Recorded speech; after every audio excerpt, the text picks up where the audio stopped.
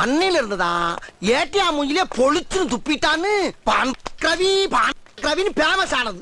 ஆனா அந்த கத்தி குத்து கண்ணே அவன் எப்படி பேமஸ் ஆனா? அவன மாதிரியே இவனையும் ஒரு நாள் மார்க்கெட்ல பார்த்தேன். பார்த்துட்டு நல்லா இருக்காப்பான்னு பேச்சு வாக்கல அவன்கிட்ட மாமூலு கேட்டேன்.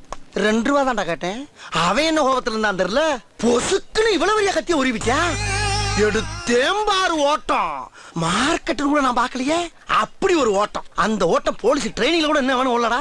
அப்படி ஓடியும் ஷார்ட் ரூட்ல வந்து விட்டாம்பார் வளாவல கத்திய. கத்தி இங்கிட்டு வந்துருச்சு. அப்புறம் என்னாச்சு? அப்புறம் என்ன உரிமை போட்டு மறுபடியும் ஓட்டம் தான். அதுக்கப்புறம் தான் ஏட்டியாவே விளாவல விட்டு ஆட்டுன்னு ஆட்டிட்டான்னு கத்தி குத்துக்கந்தேன்னு பேமஸ் ஆனா.